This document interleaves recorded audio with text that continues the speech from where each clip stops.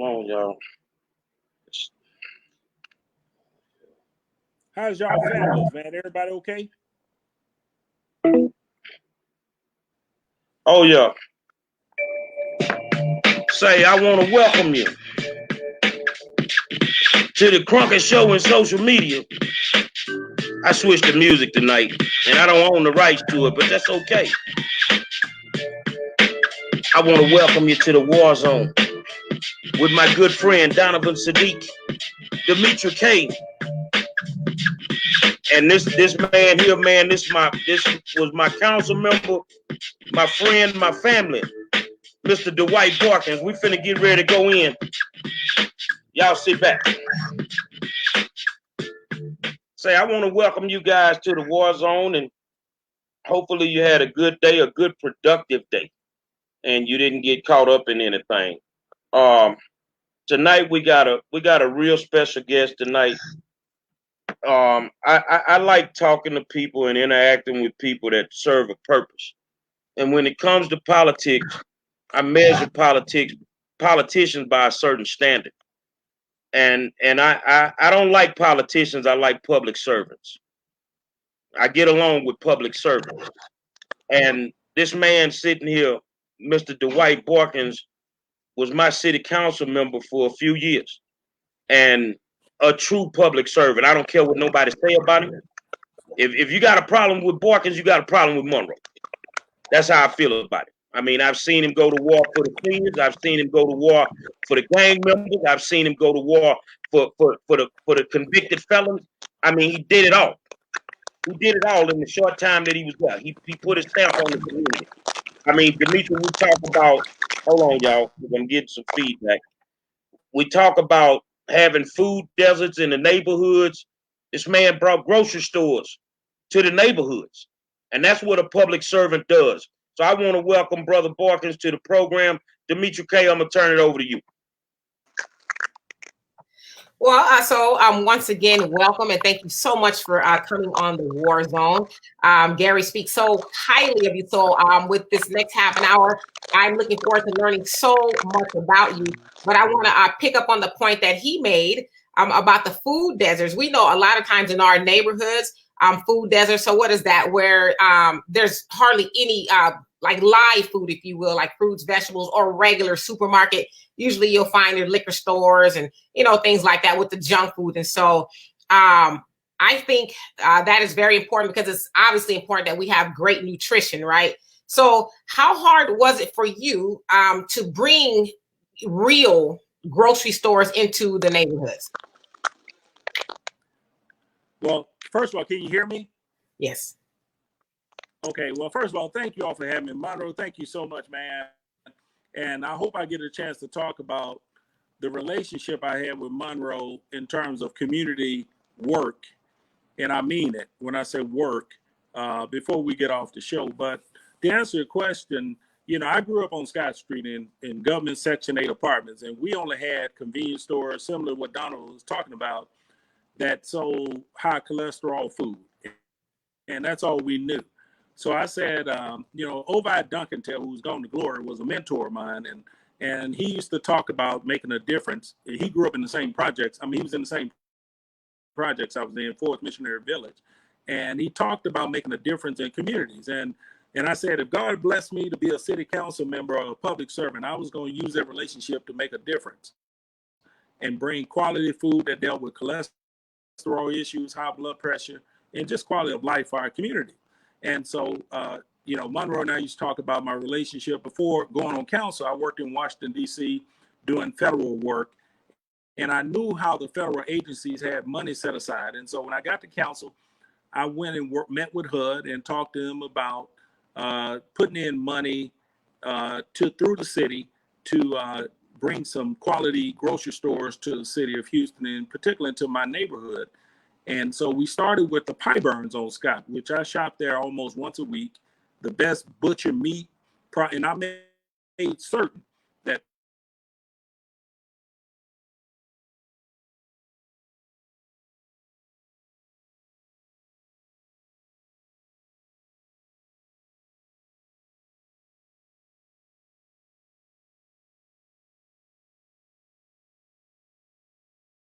you hear me?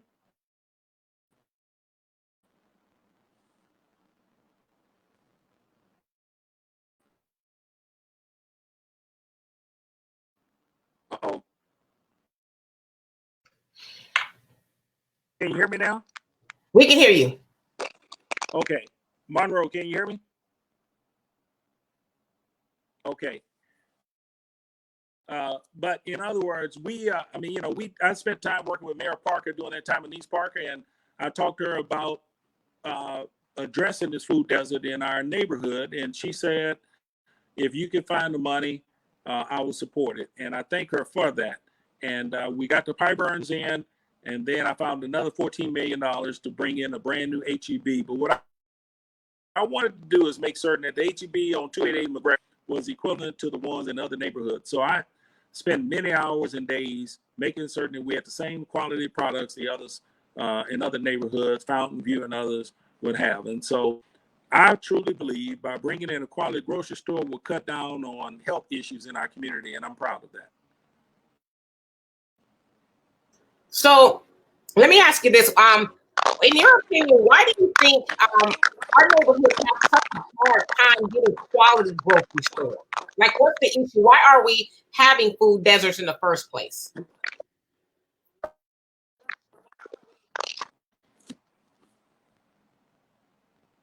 I'm sorry, I caught part of it, Dimitri. It's going in and out. Sure. So Can you hear me? I can hear you. Yes, I can hear you. Can you hear me? And your question was what? Yeah, what's your question again, Dimitri? I'm sorry. So my question is, why do you think our neighborhoods have such a hard time getting quality grocery stores? So basically, why are food deserts? Why do they exist in our neighborhood? You know, it's what happens, and Monroe and I talk about this a lot too. When you get elected, you got to remember why you're elected, and you got to leverage those relationships, whether you're on city council, state legislature, or in Congress, and realize that you're there for the people and what their needs are, and not for yourself. And when you look at where I grew up, again on Scott Street, and I realized for years that we never had it, it was a priority for me. And so neighborhoods need to elect people that are from those neighborhoods and care about the needs of the community. And if you can do that, you can eliminate lack of quality grocery stores. On the north side of Houston, they're suffering some of the same issues, but you got to have people, and I'm not saying they don't, but you got to have people who will advocate for the needs of the community and not self. And I believe that.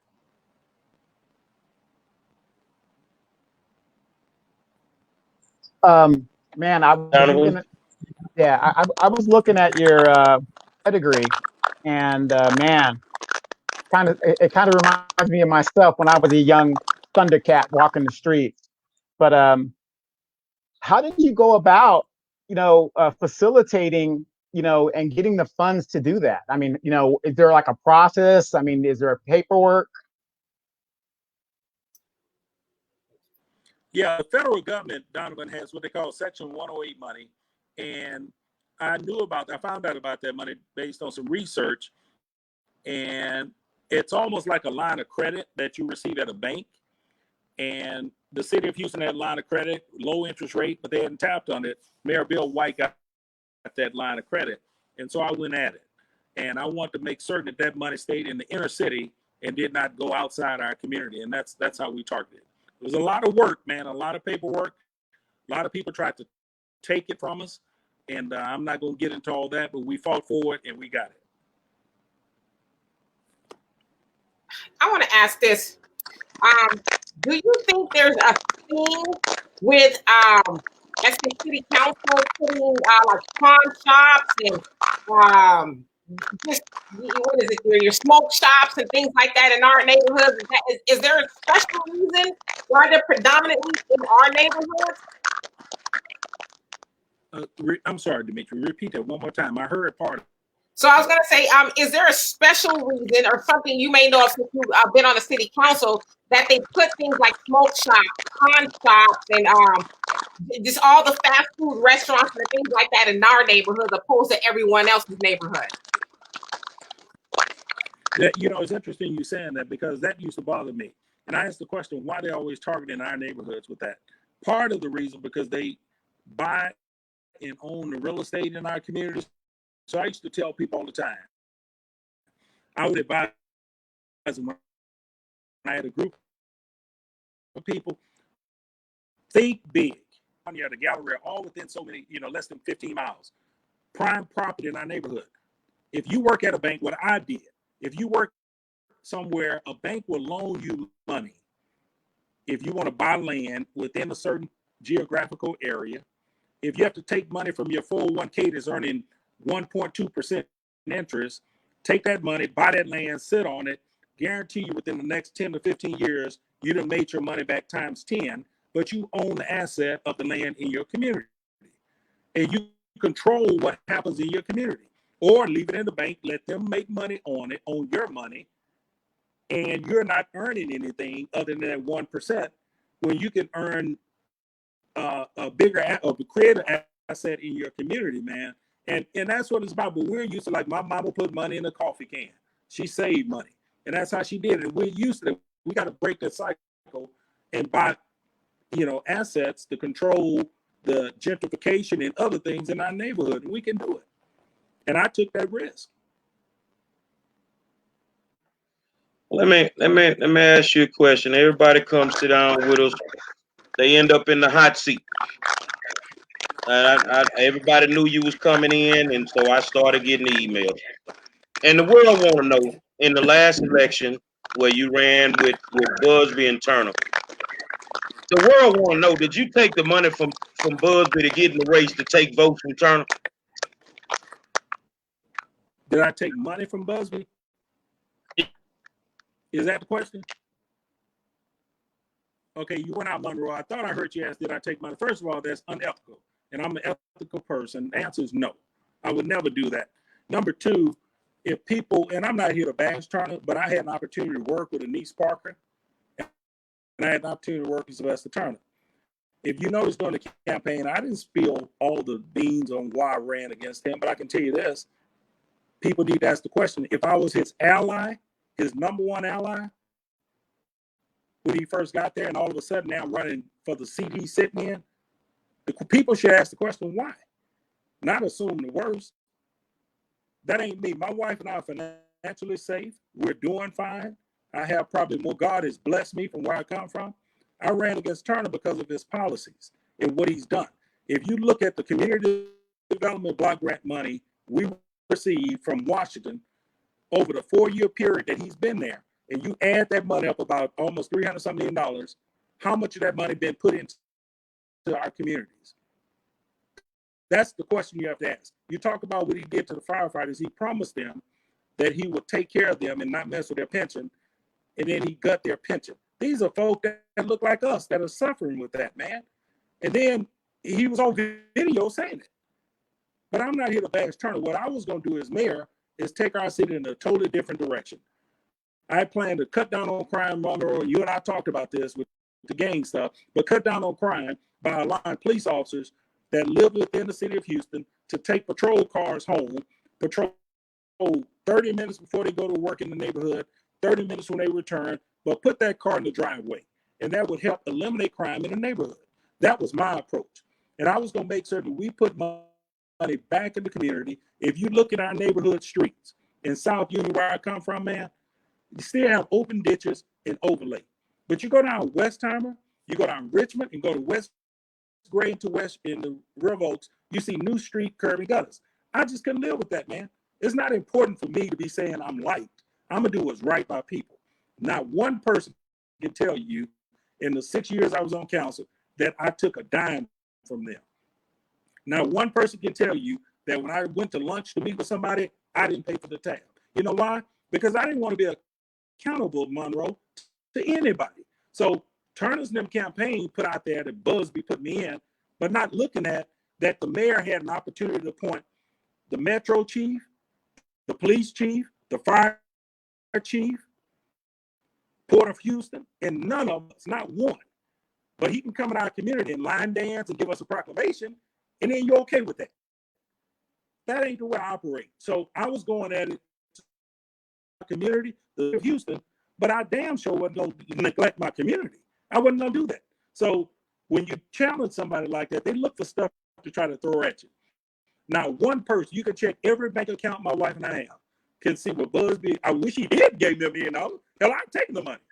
I'm kidding. I wouldn't take it, but not based on running the split a vote. I was trying to be the mayor. Well, let me tell the people something. I'm gonna tell the people something that they don't know. This was the only elected official that when I would go down to city council complaining about the violence in the neighborhood, the gang violence, he was the first and the only city official to stop what he was doing and actually listen. And a part of the reason that he did it is because he came from that same neighborhood. He came from that same neighborhood.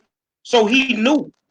So, I mean, this man fought tooth and nail to help us do what we needed to do. And anytime he called on us, we were always there for him. And I'm gonna just say, man, I missed it. I don't care. I got a great city council person right now, Dr. Callan Evans Shabazz. But Dwight, my man, that's my man now. I mean, he cared about school. He was in his neighborhood schools, and he didn't have to be. He didn't have to be. When the mayor would say you don't have anything to do with schools, Dwight Boykins was in those schools. And I want you to tell him, Dwight, about your second chance program. Because some people need that second chance, man. When I became a council member again, I realized I had a bullet pulpit to make a difference. Two things that I focus on that was really important to me: taking care of senior citizens in my district, because my mama is a senior, and I created a board of directors of senior citizens from different parts of District D, and I raised the money. I don't sign a check. I don't even know how much money in the account. And I told them, we're going to help seniors with minor home repairs at no cost up to $1,000 before they become major repairs, because a lot of the kids were not going back to the families, to those mothers. So we helped them, man. And we fixed 607 homes when I was a councilman. And to be honest with you, I probably helped fix about 60 of them because I enjoyed doing that. The second chance program, like most of y'all, I have a brother. I love him to death. He had a crack cocaine problem. Went to prison, dealing with, whatever they do on the streets. But even before he got caught up, where I come from in the projects, there are a lot of good people, man, that make mistakes that just need a second chance. So I created a big job fair at the Georgia Brown Convention Center to say, let's help my community, man. And I used the position as a council member to get the companies, construction, Home Depot, Lowe's, you name them, to come to the convention center. And I told each and every one, if you're not serious about hiring these people, don't come. Nonviolent ex-felons, ex-felons were also included. And let me tell you what else I'm working on right now, Monroe. I hadn't shared it with you. This legislative session, and I didn't know this was a big issue until I became a council member. I'm going to ask my good friend, Senator Barnes Miles, and I'm going to get a state rep to implement a law to say if you're an ex-felon, you paid your dues, you cannot be discriminated from renting a damn apartment. It's unfair for these people to pay their debt to society. They can't get an apartment. So that's who I am. I'm just about doing what's right by people, man. And nobody. I had a guy who called me the other day. Well, I emailed him and he called me back and I said, man, Kim Ogg needs to get a website updated, right? She wants to get a new website. And he said, council member, I'm grateful for what you're doing. I want to give you a referral fee. I said, young man, I don't operate like that. My job is to bless you. I said, the referral fee you can give me is to make certain that you do a good job. If I run for office again, you can give me some kind of break on it or whatever, but I don't take money like that. The point I'm making is, man, if we keep blessing each other and understand the needs of our communities and to help people, whether they need the first chance, second chance, or third chance, those who won't help now, we supposed to do it. And that's what I do as an elected official. Yeah. Now, I don't know. Monroe, can I talk about something that you don't want to bring up? Let me tell you what Monroe did for me, man. So Monroe he would come down to council, he was talking about these kids, man. These kids that were gang bangers, that was serious, shooting and killing in the South Lawn apartments. And so he kept, and the mayor would listen to him and make promises and wouldn't follow through. So I said, Monroe, I have some money in my council service budget. What I want to do and see how we. And Monroe then was telling me that they wanted the building to give these kids Minister Rob Muhammad, wanted to have a building set up for them. And so I called Monroe, Rob Muhammad, Reggie Gordon, Derek Muhammad, and I said, y'all help me make this thing work, because y'all know this better than I do. And we thought we had a building that was being donated. Eventually, they ended up trying to charge us, and so it backed down. But I got out of council. I have another angle on that. What they're trying to do, because I'm not going to do it. I know what I'm good at. I know what Monroe and them is good at. Monroe came down and predicted a shooting. Go to my grave with this. A shooting on one day, and nobody listened to him. The next week, he came down and reported the killing of those kids. At that point, what do we do, man? What do? We use city resources, which are your tax dollars, to go and help our youth, man, and do what we can to help them. And so I was excited to work with he and Minister Muhammad to make certain that we can address this. And this is just the beginning. And I give you a lot of credit, man. I give you a lot of credit because you're doing what I can't do, and I'm not good at, Monroe. And we need more people like you out there.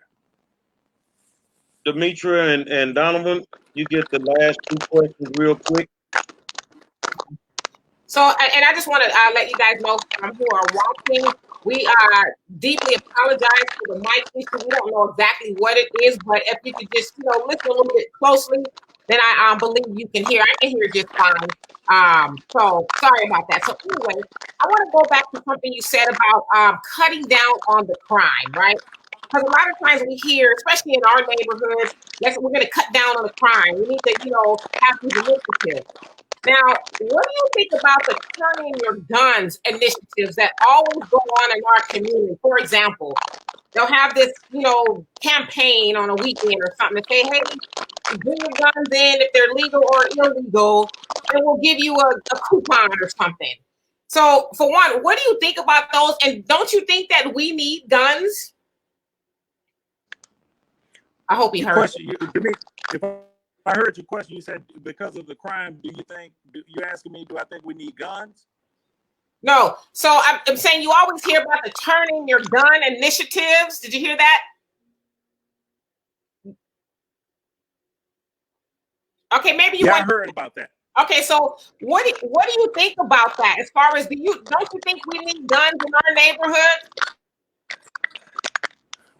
If I understand you correctly, Demetri, I'm pro gun. Let me be clear. I think everybody who qualify to own a gun deserve one for protection.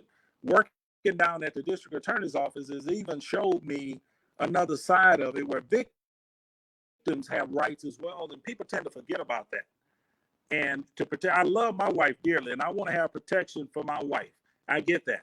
But when we can talk about giving these assault weapons to people who are felons and folk who have access to guns that shouldn't have them, that's a different conversation. And I think the city has to protect people. Demetri, let me tell you something. I'm not saying you have not, because I don't know your background, but and I God and pray, hope nothing happens to anybody's family. Until you go and deal with somebody that have been victimized like that, it's a hard sell to tell somebody it's okay for everybody to just have a gun with no training and no background check on them, okay? I mean, it's a hard sell. It's a hard sell. I'm about gun rights, but I'm about making certain that these gun rights are in the hands of the right people. Donovan, you get the last question. Yeah, one of my main problems, again, thank you for coming on the show, is my question is this: money in politics. You'll find at the city council level, pretty much the level you were at, you will get contributions from the very developers that council members make decisions on when it comes to construction and buildings within that city. What is your take on money in politics? Because a regular person cannot afford to run for office. So, I mean, a good example in my town, local election, it took Demetria, $600,000 in the last election? Who has that kind of money as a regular person? He fell off. He probably in a bad spot. That's where we were getting a lot of the feedback from. So let's see if he can pop back in. But for those that didn't know, I don't say everything that I do in the community, but this was the guy that I went to on a lot of stuff. And I mean, the first time I met him was in front of a school when some kids walked out of the school behind safety issues.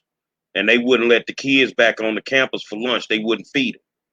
And he came out of his office downtown to the school and made them let them kids back in that on that school campus. So I mean, he a good guy, man. And if he ever decides to run for anything else, he know I'm gonna rock with him. And that's what it is. I'm gonna run with him because I'm serious about that. I support the ones that's gonna get out there and do what they need to do. You know, at the end of the day, they all politicians. But you have to turn yourself into a public servant. And I think a lot of people don't know how to do that when they become politicians. They just become a part of the machine. You know, when they become a part of the machine, it don't tend to work right. It don't tend to work right. Y'all talk to me. I think that he coming back. Hold on, let me see if I can get him in. Okay. Yes, we'll need. Okay, there we go. He's coming back in, y'all. Let's see if we can get him in. He must be in a really bad spot. All right, can you hear us, Dwight? Let's make sure we can hear him. Dwight, can you hear us? I can't hear you guys. Can you hear me? We can hear you. He's got his camera turned the other way. Oh, okay. You got to turn your camera around, Dwight.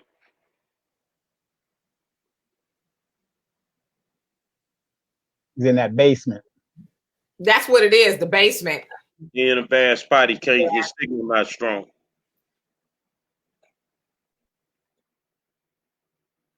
All right, guys. When you want to come on the show, make sure you're in a spot where you got good signal. Try to do it on your laptop, but sometimes your phone gives you a lot of problems. So you know we can hear each other perfectly, but we've had a couple of instances, not very many, where it kind of just fell off for the guests. So let's see if we can get Brother Boykins back on so we can get this last question answered, and then we can go. Go ahead. But in the meantime, how many of you guys? Well, what is your take, Demetra, on the Lift Their Voice agenda by Joe Biden? Have you read that agenda? And because a lot of people aren't even aware of it. I have read his Lift Every Voice agenda, and I guess it's a spin on the Negro National Anthem, Lift Every Voice, where I guess that's supposed to be his Black agenda. And if I can remember some of it off the top. Have a Black agenda. Well, I guess that's supposed to be it, right? And a lot of it, trust me, a lot of it deals with, oh, we're going to reduce the crime. We're going to spend this amount of money in, you know, reforming. And then I'm paraphrasing, obviously, the youth and this, that, and the other. And I said, let's stop right there. Let's stop right there. Tell Joe Biden, if he wants to decrease crime, come see me. Because ain't nobody with no suit and tie gonna make them youngsters put them AK-47s down. It ain't gonna happen. Well, he wants to decrease crime, develop some jobs for the people in the neighborhoods. Rebuild your infrastructure in the neighborhood. Other than that, Joe Biden need to sit his old ass down somewhere. Well, I say this too. Haven't we had enough with Joe Biden and his crime bills? Or, you know, his crime initiatives and reducing the crime and, you know, Black neighborhoods. We good. We don't want anything to do with Joe Biden, Black people, and crime bills. We're still recovering from the last crime bills. And so obviously it's pandering. Well, the funny thing is, if you really, you know, read it, it doesn't do anything. It's just, you know, big words here and big words there, and lift every voice and sing, and you know, it's and then okay, it doesn't help us when it includes everybody. We need an agenda that is specific to Black people. But why is it all the time when they're trying to help us, they have to include everybody? But when they're helping the gay and the lesbian community, it's just for them. When they're helping the white community, it's just for them. But when it comes to the Negroes, we get the crumb off the pie. They keeping the cash money. Well, sit his old ass down. I'm glad you asked that question, because if you follow Dr. Claude Anderson, he cautioned us to not call ourselves minorities, because when you call yourself a minority, and now the new term is POCs, or people of color, right? So when we call ourselves minorities, he says we get lumped in with the gay community, the women, the Muslims, the immigrants, the this, the that, in his words, the humpbacks, the midgets, and everybody. And so when you use that blanket term minorities, everybody else gets what was probably intended for us, but we don't end up getting it. So it behooves us to call ourselves what we are. And I know a lot of people say I'm this, I'm that, but Black, okay, or African American. We are not minorities. We are not a part of everyone else. Also, like I said, that term people of color. Well, that talks about everybody else. We know Black people have our own specific issues. We know people of color like Asians. Asians are the richest class or race of people in America, even though they are the least in population. We know Mexicans, or Hispanics, if you will, are doing a lot better than Black people. And so when you talk about people of color, we need to be specific, because Black people are struggling in every way, shape, and form. And so the things that are designed for us, we need those specifically. And in closing, like reparations, you have a whole bunch of people like AOC was talking about reparations for her people, Puerto Ricans, and this, that, and the other. But when we say reparations, we're talking about descendants of slaves, African American descendants of slaves, Black descendants of slaves, however you want to say it. That should go specifically to Black people, not people of color. So you're basically saying, if I'm from Nigeria, I don't get the money? I'm Black too. Well, unless you had or have, or you're a direct descendant of slaves, then no, that's not how it works. Because if that's the case, then you're going to have everybody. You're going to have Martians and people from, Venus and Saturn. They're going to be talking about they have a claim to money, and that just, muddies the waters, if you will. And so please stop calling those minorities. Right. And that's exactly another reason why they keep saying we can't get reparations, because, man, you got this person over here, you got this person, we can't figure it out. We only go back 4 to 5 generations where we can fix. They can fix anything that they want to fix. You just came up with trillions of dollars for a stimulus package in 2 to 3 weeks. They can fix anything that they want to fix. Our problem is we ain't got the problem solvers in the positions that need to be in the positions to make them do it. Yeah, they'll give us something, but by the time they take half of it, we ain't gonna have nothing left. Better watch these Negro politicians. And that kind of goes into my question that I was asking Dwight. Houston, for like 20, 30 years, they were working on that interstate and all that construction they were doing, like in the 80s and 90s and stuff. And it doesn't make sense to me how all of that construction could be going on, and yet you still had all these neighborhoods that got neglected with all that stuff that was happening, all that money that was possibly being made in subcontractors, in businesses, and leasing. And it's like, how, after all these years, how could you still have a fifth ward? Let me tell you something, man. And we just gonna be real tonight, all right? Now I ain't paying no little league tonight, because I gotta say what I gotta say. Look, you can call a spade all day. We can beat around the bush. We can talk about diversity. We can say whatever we want to say. I'm going to talk to the white folk right now. Your people don't want us to have shit, and you need to accept that. We're in the richest country in the world. You can make anything happen here. You can even make a real estate agent a fucking president. You can make anything happen. But for 400 years, you can't figure out Black people? You can't. I ain't got to tell you what's wrong with my people. You already know. You don't want to fix it. And I ain't the type that sit around and go in beg mode. I'm not begging you people for nothing. I don't have no animosity towards white people. But if you always, the first thing y'all want to say, well, y'all killing each other, well, your people fucked up too, though. Because you purposely for 400 years have denied Black people the right to just be equal people. You don't want to. Why the hell am I talking about equality in 2020? It makes no sense. And the more we sit here and talk about we need black agendas, we got them. They will not let them be instituted. Just like if we want to go through the neighborhood instead of gentrification, I say we can beautify the neighborhood without gentrifying the neighborhood. But if black people want to start buying up some things, here come the red tape. We ain't gonna let us do it. I just think you need to give us our 40 acres and a mule. In reparations, I'm gonna tell you on the real. Just give me my 40 acres and a mule. I want my land. You keep the money. Because if we all got our land, we own over 3/4 of this motherfucker. If we got our land that they promised us. But it seemed like every time they make a promise throughout history, they end up lying to everybody. That's just the truth. Black, white, indifferent. I don't care if you get mad or not. Absolutely. Another thing on the lift every voice thing, Joe Biden said on it, he promises more access for black businesses. After this pandemic, what black businesses are going to be left? We're not talking about major corporations. We're talking about mom and pop stores. How many of our businesses are going to be left? So I'm just talking to the baby boomers right now. If you guys do this here. Mm-hmm. So if you want the black card right now, if you want the hood to rock with you, go back to your goddamn crime bill.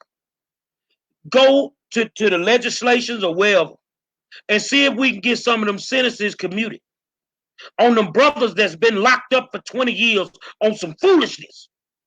Why don't you do that? If you want to fix something, if you want to apologize, why don't you go to Trump and say, let these brothers out that's in there for 30 years for 3 pieces of crack rock? Or an ice cream. Doing that. I'm sorry, Dimitri.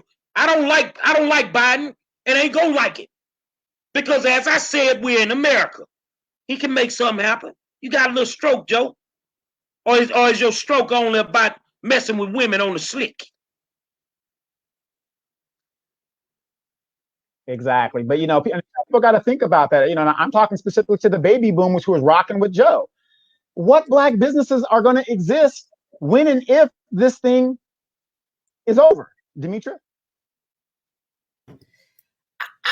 I was just listening intently to what you both were saying. And you know what I want to know? Is what you gonna do.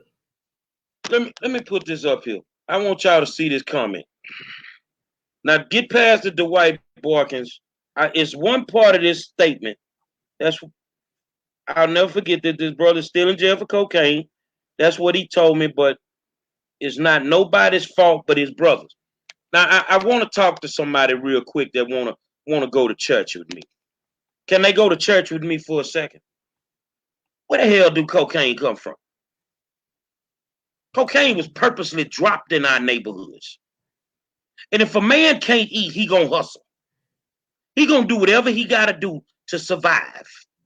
So I'm gonna put myself out there. You'll probably never vote for me.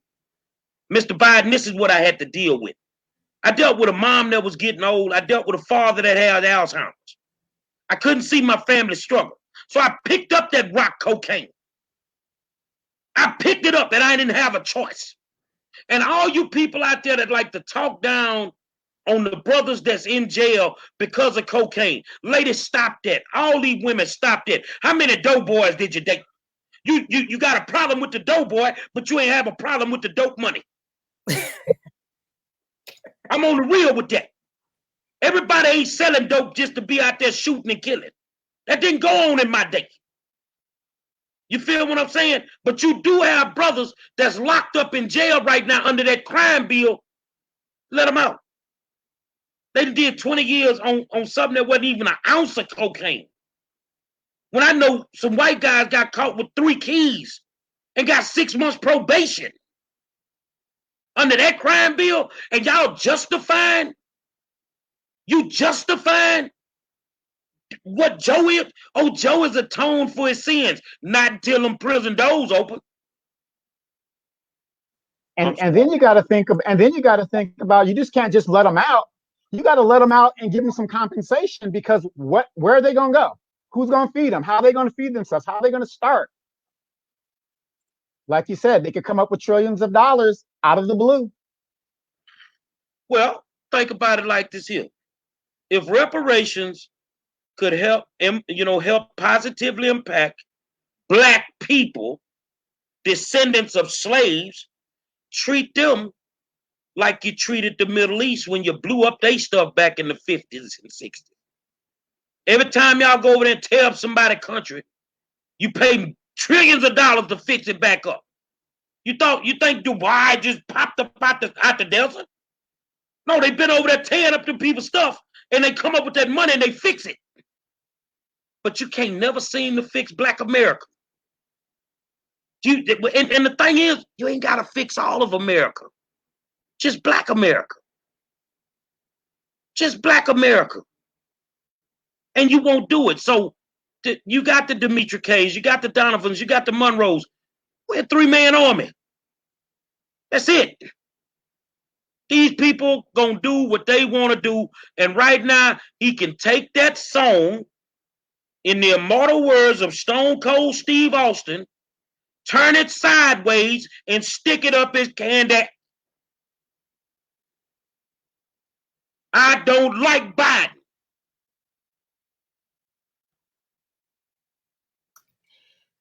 Well, he made a statement today.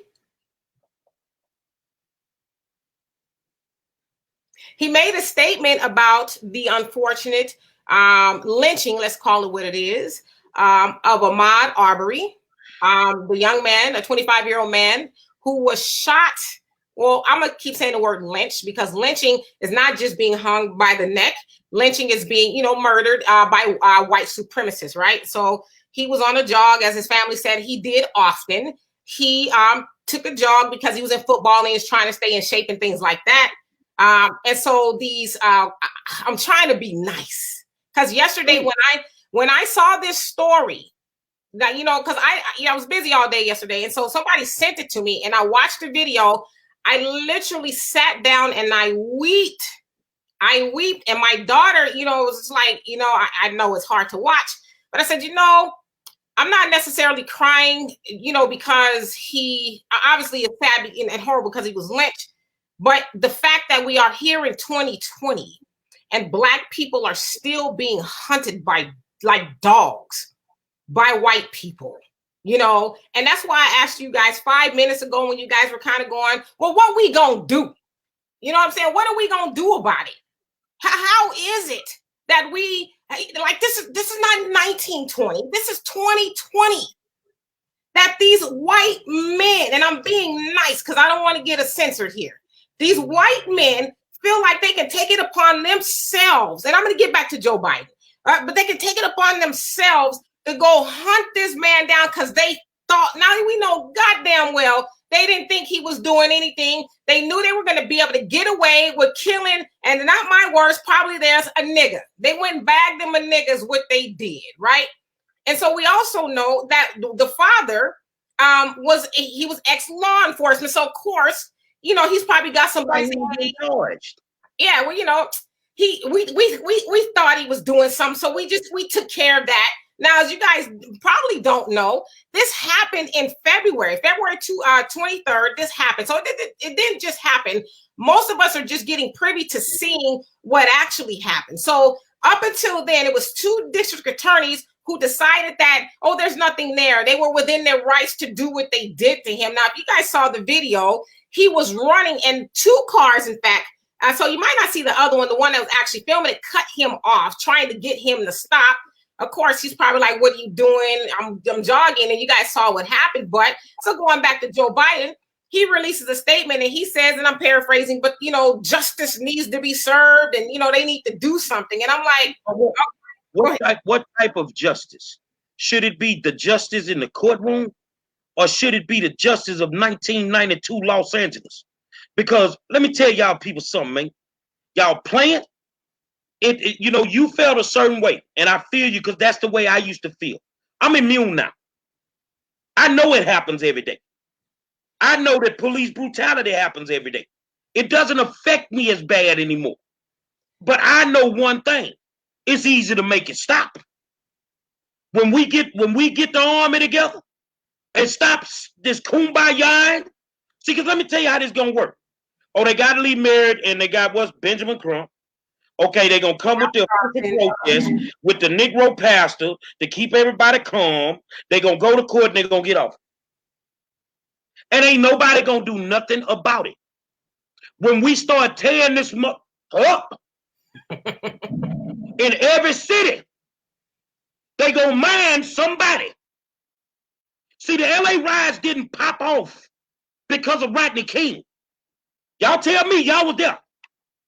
The LA riots popped off after that Korean shot that little black girl. And the community got tired. When you don't get tired, they gonna keep killing us. When you don't get tired and you don't do nothing about it, they gonna keep killing us. Joe Biden, once again, go sit down. You don't know what justice looks like. Because you got two kinds of justice in this matter.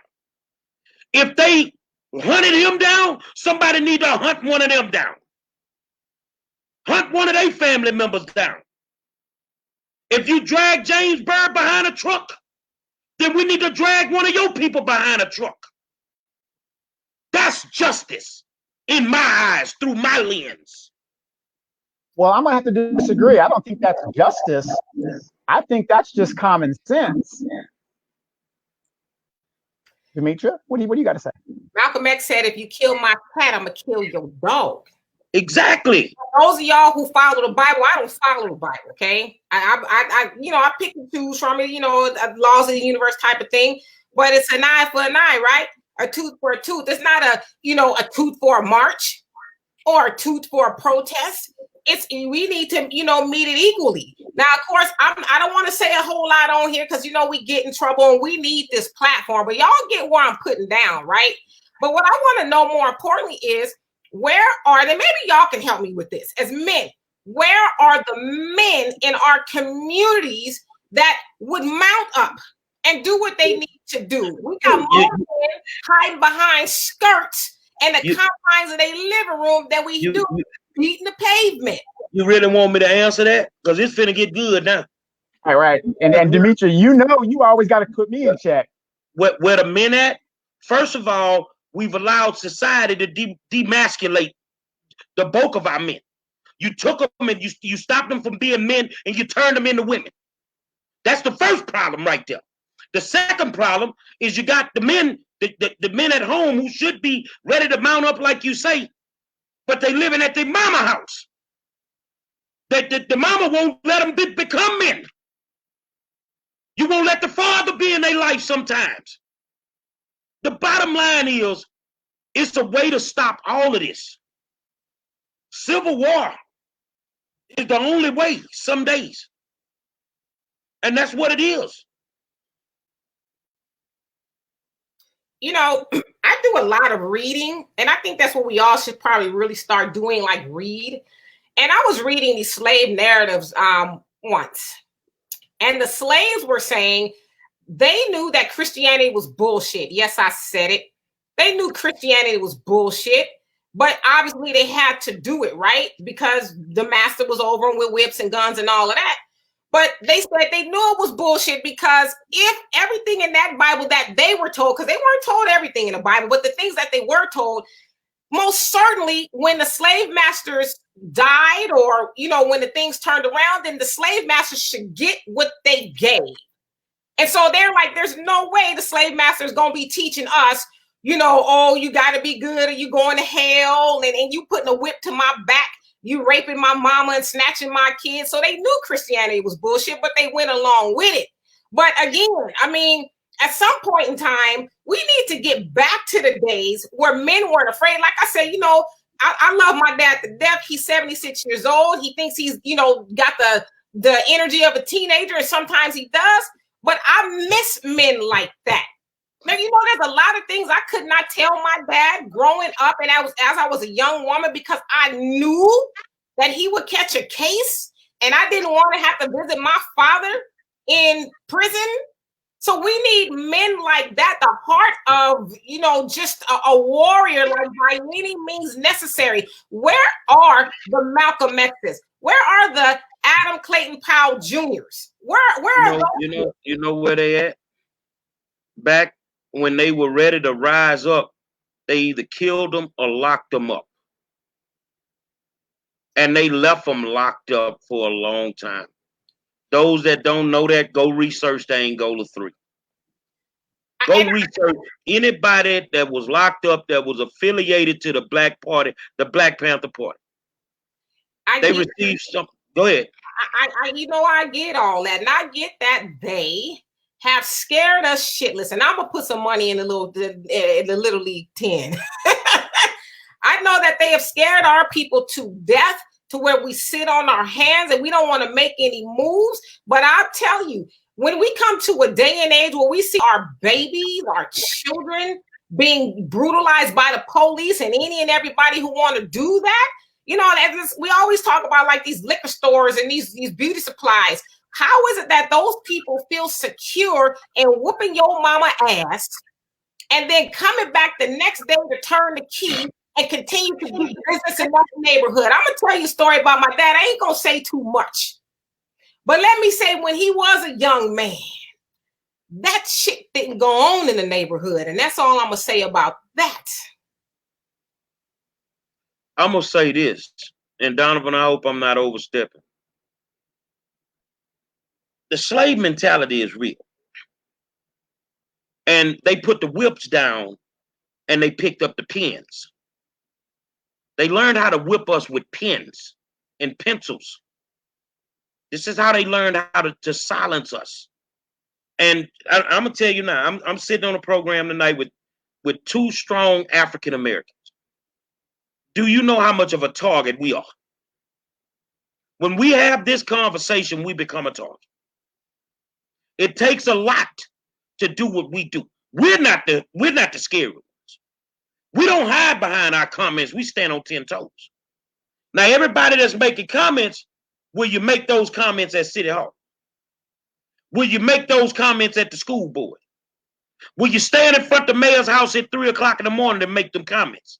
Because just making them here don't get it done. So a woman's voice is just as powerful as a man's voice right now. But ain't none of our people stepping up. They not stepping up. And I can say none of them because the number of us that are stepping up is this big. It's that big. And it's only so many. But bottom line is the soldiers are here. They just locked up, sweetie. They made sure them the ones they scared of. That's why they won't let them out of there. They won't let them out because they know even if they let them out now, 30 years later, they still got it on their mind. They still got it on their mind. But do y'all know that we can fight the revolution with our wallets, with our money? How many of us are willing to divest from a lot of these racist institutions that turn a deaf ear and a blind eye to what's going on with Black people? Are we willing to do, like, we don't have to go out there with guns, but we can do it economically. We've done it before where people started to listen. Like I mentioned, Adam Clayton Powell, oh my God, like my daughter always accused me. She's like, you have a thing for him. I said, yes, I do. I do. Because we don't, like, where are they? Like, he was willing and had shut things down in Harlem. He was like, if you don't do right by my people, me and my people gonna shut some things down, and they did. Well, guess what? Got behind him. I totally agree with you that if we stop spending our money, we can get some things done. But see, all these people on here that's watching us right now, you can't keep your ass out of Papa Do's. You can't stay out the Gucci store. Or the nail shop. You can't stay out the nail shop. You can't stay out the Galleria. You got to have it. So where we are right now, you can't complain about it because you're not willing to sacrifice to get us where we need to be. Discipline. But I bet you if you go over there and disrespect them good white people or them good Asians, they will stop spending their money with you in a heartbeat. Stop right there.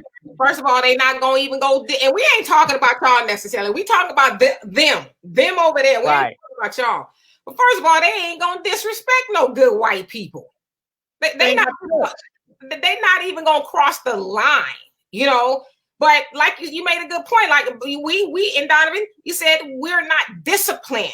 We can't keep our eye on the prize and say, you know what? Like, I'll give you a perfect example. Mother's Day is coming up, which I totally forgot. My daughter asked me what I wanted.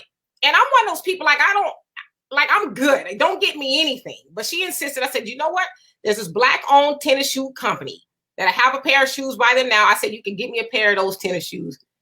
Put our money, your money, into black companies. Because I ain't feeling too good about a lot of these white companies right now. So that's how we shut it down. We shut it down with our money. Like, paint your own freaking nails. Learn how to do your own hair. Now watch this here. Somebody gonna get mad. Maxine Gates was saying. Somebody gonna get mad. But can I speak the real? Them niggas ain't gonna do shit.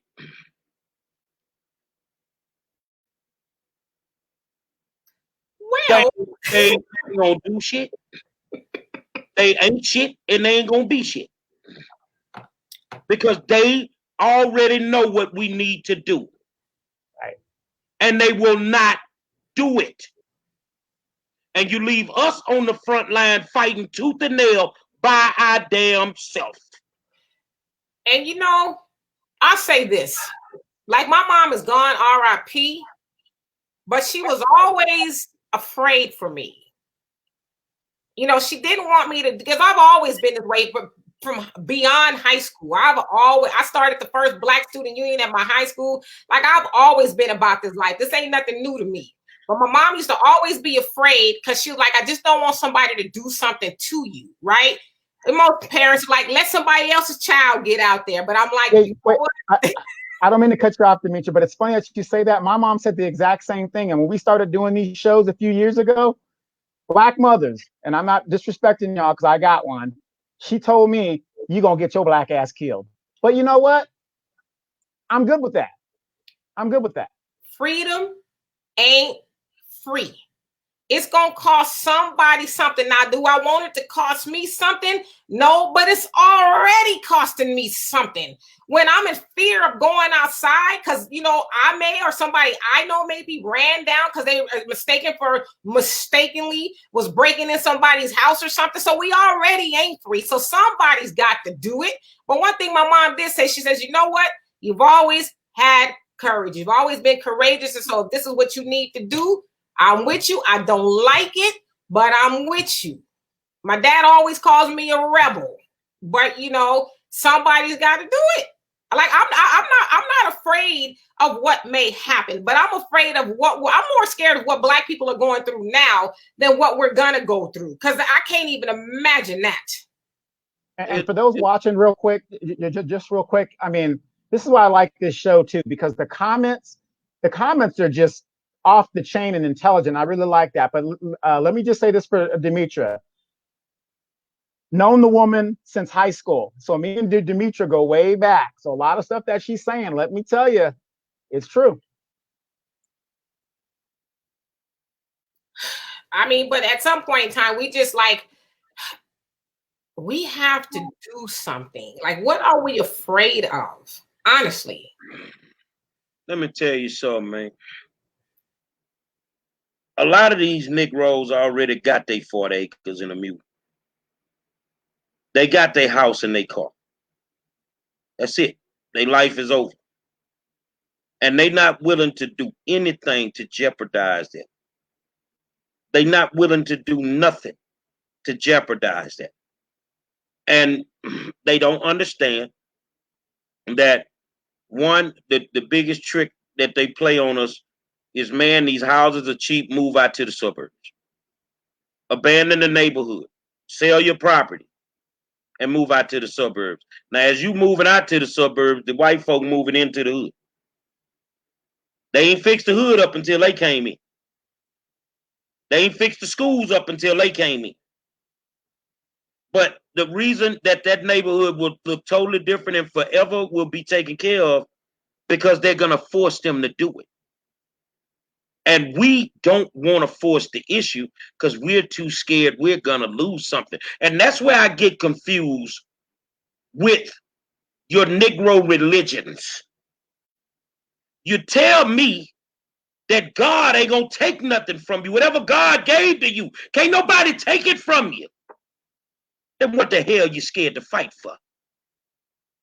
Y'all some halfway Christians, man. You read half the Bible. And you live by half the Bible. Because if you live by that full Bible, we've been at war a long time ago. We'd have been at war a long time ago. But you Negroes have exactly what you're supposed to have right now, in the immortal words of Dollar Bill. Nothing, nothing.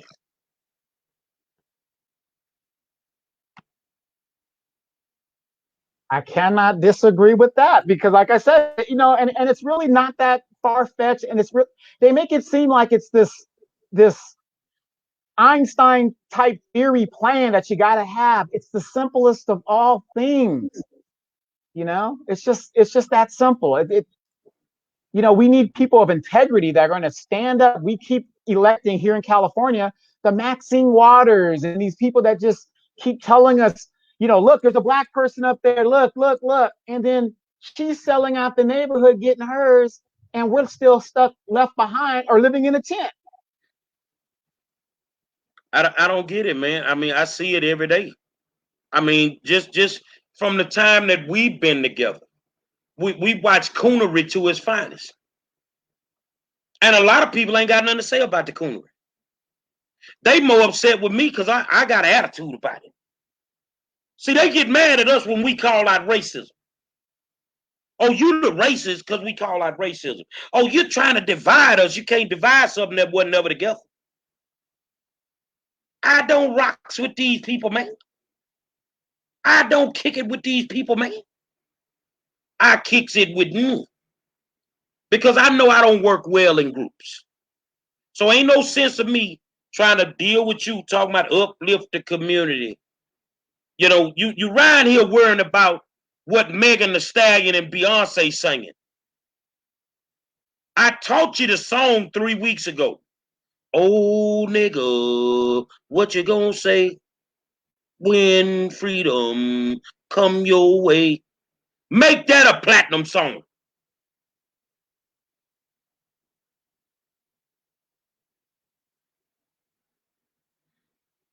Because that's what you need to be listening to. And if they can't figure out the state of Texas, if they can't figure out Mississippi, Arkansas, Alabama, Louisiana, and Georgia, y'all been getting y'all ass kicked for 463 years. And you're traumatized. You don't even know you need mental health. You're traumatized through generations of ass whoopings.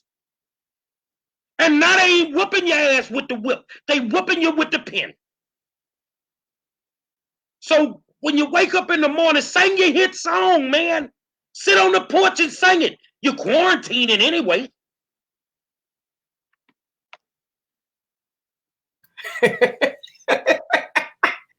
You are a bona fide fool, okay?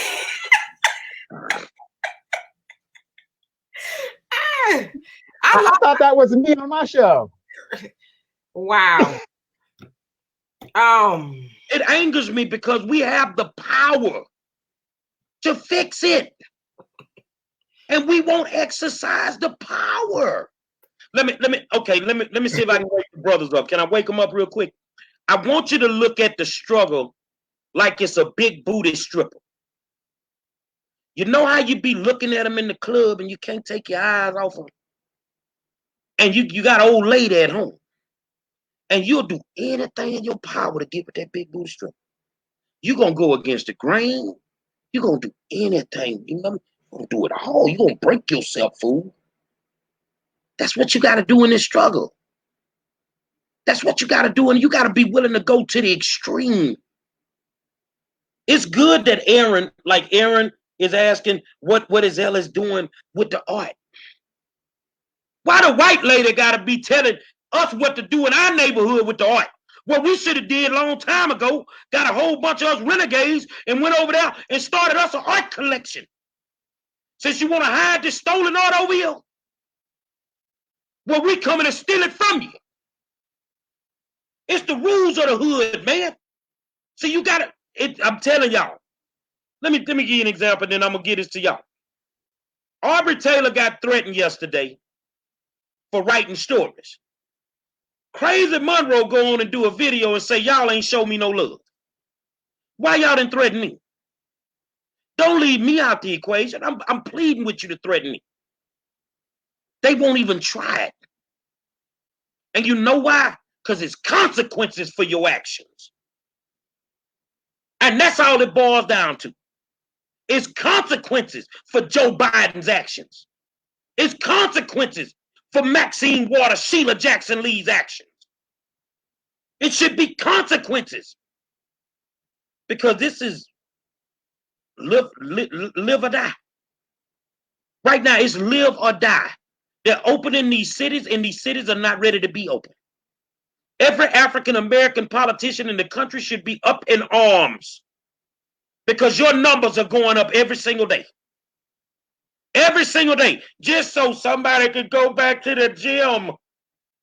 You're going to be the sexiest, muscular motherfucker in a casket I've ever seen. You want to die? Take your ass to the gym. If you want to die, go get your caramel macchiato from Starbucks. You could die right there at the counter. I don't care. I'm not dying fooling with these people, man. But ain't no black politicians. They ain't up in arms about opening these cities. They should be up in arms about this young man dying in Georgia. It shouldn't take Sean in New York, Monroe dying here. You see what I'm saying? Where is John Lewis? Ain't that his state? Well, I got cancer. Okay, cancer or not, old Negro spirit your ass up and raise some hell. But didn't he have cancer when he went down to Jerry Pettis this year too? He had cancer then. He did. You know, I don't care if he got cancer, if he got the runs, he took the job. If you got respiratory issue, put your oxygen tank on your back in a backpack and get your old ass in there and go to work. You wanted the job? Then go get it done. And you notice something? The lazy, lackadaisical attitude, do we actually see that from the older white politicians? They talk that shit about them, but they take care of their people. Mitch McConnell's pushing judges through. Mitch McConnell is a gangster. And them wanna-be high-powered Negroes know who to play with. Just like I told them, you keep messing with that little dude over there in Southeast, over there in South Korea, that man gonna send something over here, gonna send some smoke over here. Something happened. And you notice something?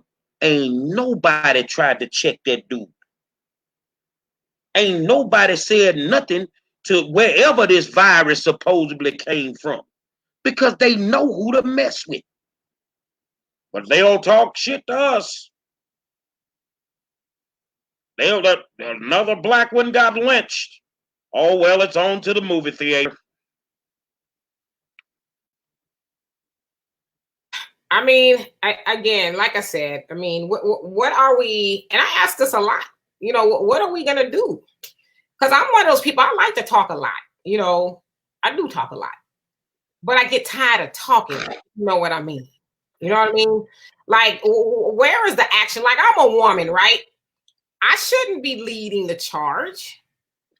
Women shouldn't lead the charge. White people shouldn't lead the charge. It should be men in the front of the line.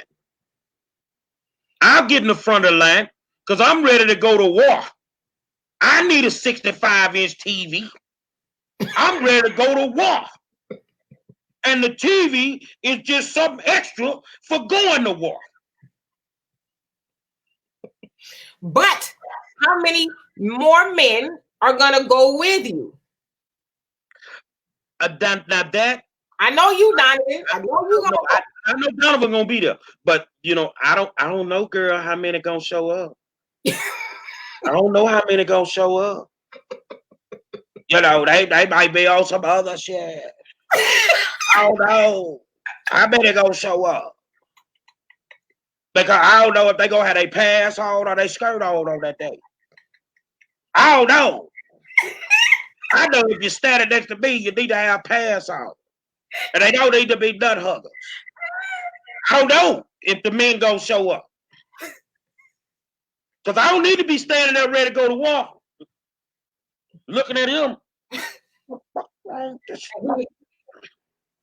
What the hell? Say, I'm telling you the truth. They didn't like Bernie Mac, but I'm telling you the truth. If we gonna go to war and the men in the front of the line, it need to be men. And not confused men. I don't give a damn if y'all get mad. I don't give a damn either. But I don't know if I'm gonna go today. My damn dog.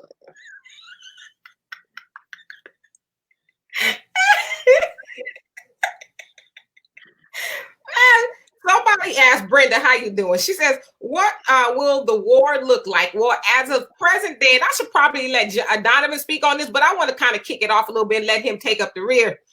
As we stand now, if we were to go to a war, Armageddon, or whatever it is they're saying we're going to have, Black people, we would not stand a chance. We might have a good week. We might survive a good week, maybe. But after that, it's a wrap. Because for one, we don't have no weaponry. I hope I said that right. We don't strategize. We are disunified. We don't have any money. I mean, there's a whole lot of things working against us. And so if we were to have a war today or in the near future, Black people could just, we're done. We can't have no war. Because if it happened on the weekend, ain't nobody showing up. You know what? Exactly. But, if you really think about it, Brenda, if you really think about it, go back to the 1960s when the African countries were becoming independent. Patrice Lumumba, 7 weeks after he became prime minister, gone. There's always going to be infighting within the ranks that's going to keep us where we're at. That's why we have the Maxine Waters, we have the Corrine Browns, we have the John Lewises, we have the Al Sharptons. I mean, I can go on and on and on that are going to sell us down the river. I'm not saying we're not going to make an impact. Initially, like Demetra said, we will make an impact. But there's always going to be that leader that's going to take us to the left. What happened to the Congo after Lumumba lost his life? 30 years of Mobutu. And what happened to Mobutu? Finally got rid of him. And now after 30 years, these people are starting from scratch. That's what the war's going to look like. Yeah, see, y'all been twerking. They've been stockpiling weapons. Right, and we've been tell something. Y'all bought up all the toilet paper. They bought up all the bullets.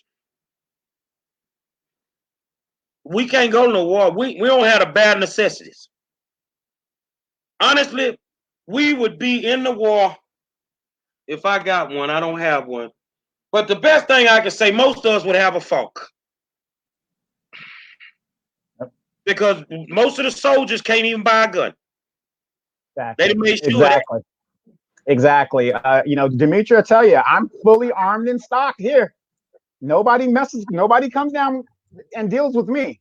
So, but we're going to get our nails done. We don't know what's going to happen in the next 3 months.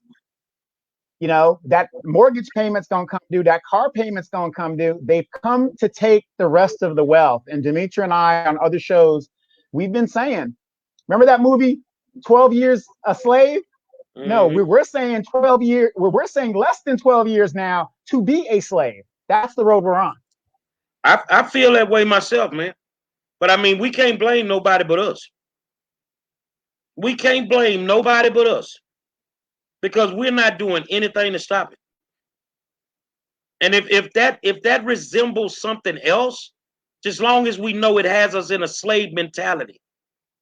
That's the thing that's going, like I say, they got a new way of beating us, not with whips, but with pencils. So it's the same thing. They have a new way of separating the family, not through selling the slave, but through CPS. Separating the family. You see what I'm saying? So these people have to wake up and understand. We sitting here and we so dead serious about this because we woke. And y'all sitting on the porch singing y'all favorite hit song. Oh, nigga. Want me to remix it? I can remix it for him. I can chop and screw it too. Oh, nigga. And that's another thing too. On our previous shows, Donovan and I have talked about, we always talk about wealth, in regards to finances, just you name it. For a while, we were having my brother come on and talk about the stock market. That was a couple weeks ago. I mean, you might still have a chance now, but a couple weeks ago, if you had the money, you're good. And so a lot of times we don't listen to that type of stuff. To your point, Gary, we want to talk about Megan Thee Stallion and Beyonce. If you don't jump to put your jeans on and all the nonsense, but it's like there's some real things to be learned that will actually help us as Black people. Not saying all of us, but a lot of us, we're just not interested, I put up a comment. Can y'all see it? Mm-hmm. Adrian Adams say we cannot fight a physical war, but we can have a mental war and an economic war. Adrian, you are wrong. Did you see the war in 1992 in South Central Los Angeles when them brothers clicked up and they couldn't handle them? I want to agree with him because those brothers and those sisters in 1992 only stayed in their neighborhood. They didn't go to the neighborhoods where it really shook something up, like Beverly Hills and all those, where those police officers and stuff live. They only did that to their neighborhood. And as far as they did. Actually, they did started going toward Beverly Hills. That's when Bush called in the National Guard troops. And what did you see standing on their roofs? The Koreans with the guns. And white people with their guns. Let me ask you a question since we're talking about it. Because I hear people say, well, they just tore up their neighborhood. But then y'all say we don't own nothing in it? Exactly. They tore up where they lived, which I get it. It got the point across. But do you know, even to this day, there's some places in South Central that looks the same? It looks the same. And if anybody's going there and buying anything, it's other people. They're gentrifying those neighborhoods. And as far as a mental war, how are we going to fight a mental war when we have no knowledge of self? When we don't even know why we fight in this war? We too busy fighting against each other than fighting the oppressor. A lot of us don't even know who we are. A lot of them don't even know who the oppressor is. Exactly. They think who they think the oppressor is? Us. They think we're the oppressor. They think that's a new club.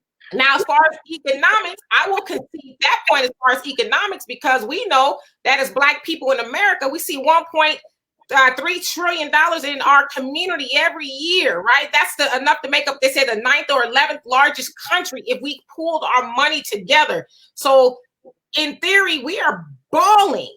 But again, we give 3% of that away. So if we would just reverse that even by half, look at the impact we could have. Now that would be a real war, and we would get everybody from politicians to you name it to say, what is it that you need?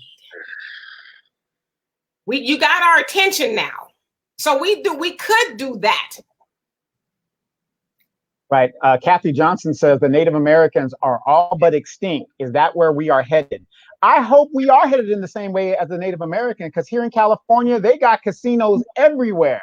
So they got their reparations. Give me a gambling shack. I'll be good. Give me a gambling shack.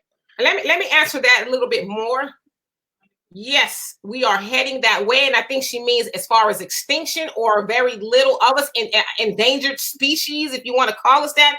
Yes, Black people have not moved the needle as far as population since the 60s. We've been roughly 12, 13, 14% since the 1960s until today. Our numbers have been just like maintaining, right? The Asians back in the 60s were what, not even 3%, 2% of the population, and they're steady catching us. And we are going backwards due to a whole host of things. We could be here forever talking about it. But yes, if we don't get ourselves together and stop doing the things that's taking us out of here, Black people are going to be non-existent. We are going to be a memory. That's what we're going to be. We already a non-factor.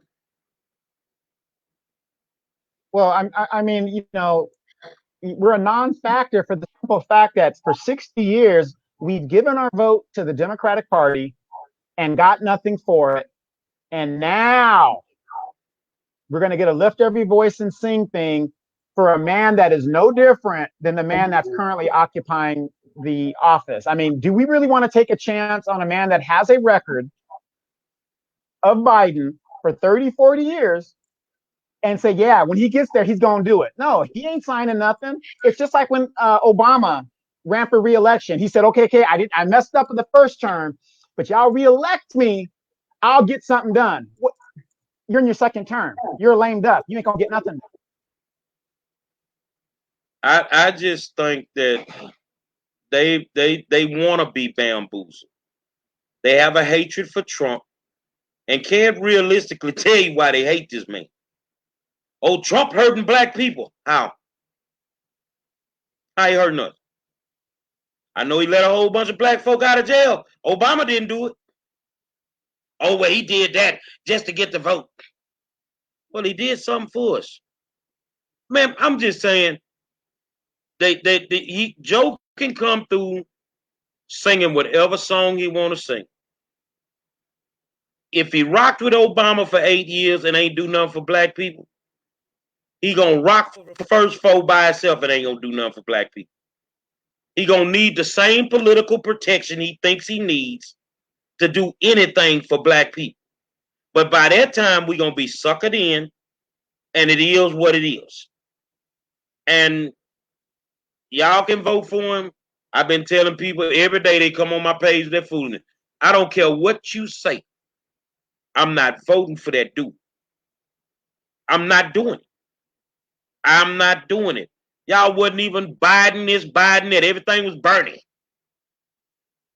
But you ain't nobody said nothing about Bernie supporting that same goddamn crime bill back when Joe wrote it. Ain't nobody said nothing about that. See, we just automatically have to support certain people. So that's why you never heard me say nothing about Bernie. I knew he supported the bill. But you don't have a problem with somebody separating and traumatizing Black families with a crime bill.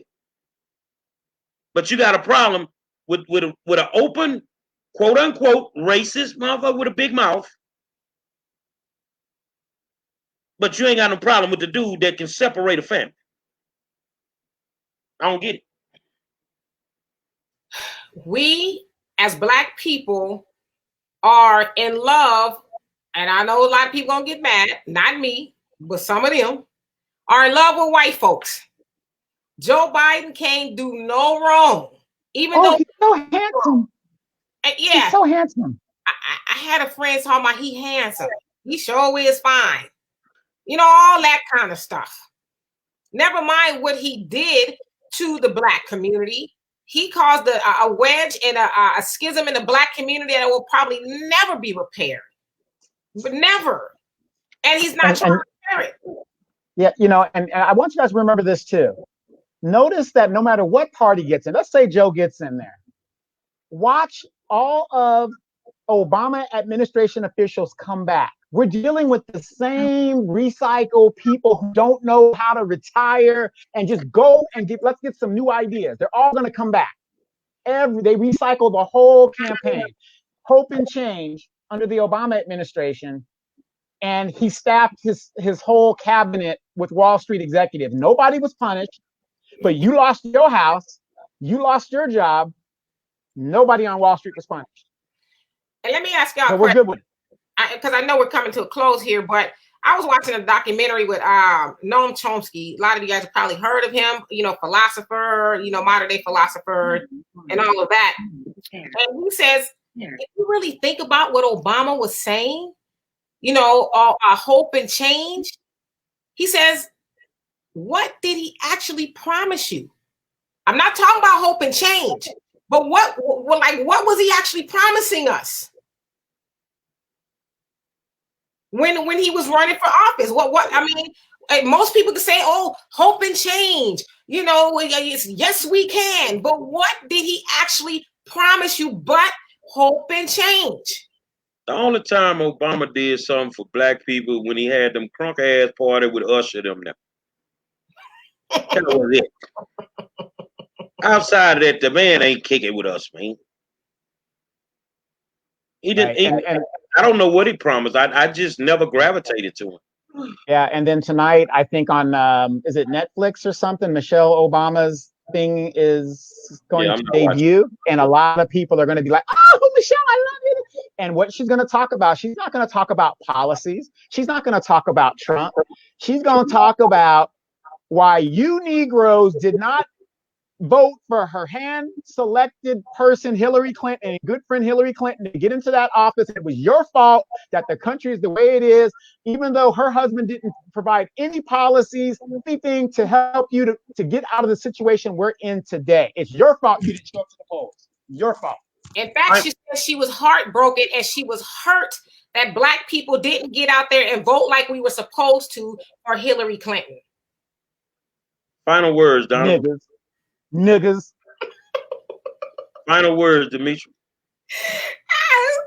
I'm just gonna always say this. Well, not always. I have a lot of things I say, but until we unify and stop being afraid and stop making excuses and stop thinking the white man's ice is colder than ours, we are always going to be. No, we're not gonna always be in this situation. Things are gonna change, but it's gonna go backwards. In fact, like Donovan alluded to, we are going to be 12 years until we're a slave. Like, you guys think we're joking here. We are still being hunted like dogs. I guarantee you this. If that had been a dog that was mowed down in the middle of the street, everybody and their mama would have been up in arms about that dog. But now, remember, dogs, it's a federal crime now to massacre a dog. Right. I guess it's still being debated whether lynching is a hate crime. They're still kind of going back and forth. They've been trying to get that bill passed for over 200 years, whether it's a hate crime to lynch Black people. Well, we know murder is already Capital One, but that's symbolism again. Well, let's give these Negroes, a law that says that lynching is a hate crime. No shit, right? And so until we as Black people do what we got to do, we got to get knowledge of self. We got to get self-love, because as my good friend Jonelle Muhammad says, when you love something, you protect something. So Black people, we don't love ourselves enough to protect our money, our people, our anything we got. We don't love ourselves enough to protect it. And again, we need knowledge of self. Like, who are we really?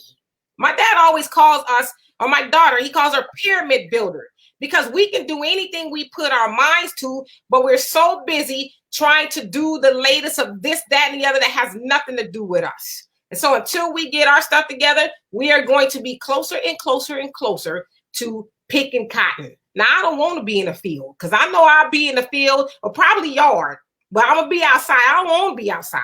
Matter of fact, I ain't going to be picking no cotton. So we better get ourselves together, period. My final words is sort of like two slaves having a conversation. Now, eyes gonna run off tonight. Man, you better not run off. You needs to stay here. Massa been good to us. Massa ain't been good. Now, let me stop you. Let me show you how that's not gonna work with me. 15 years from now, say we end up bagging them chains. This the conversation between me and the one that don't want them. Man, you know Massa been good. Man, shut the fuck up. I'm not finna lay around here. These people ain't trying to feed me nothing. They got me out there in that hot sun all day picking that foolishness.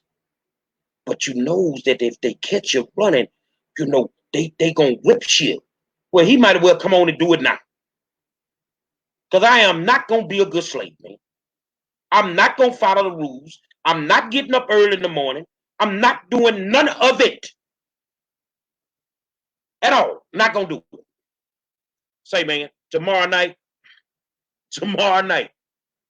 Michael Kubash, white Republican.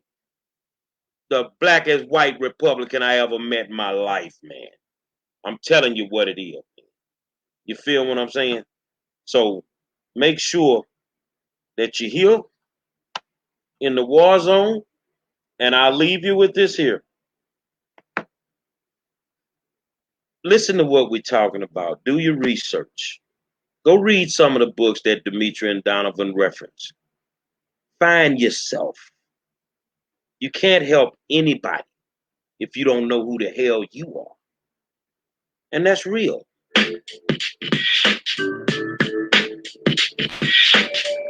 I want to thank my good friend Donovan Saadiq, Dimitri K, our guest, Dwight Boykins. Tomorrow night, I'm going to introduce y'all to a white Republican that's in the hood more than a black politician. And get iron for us. So that R and that D don't matter to us. We rocks with Michael Kubash, man.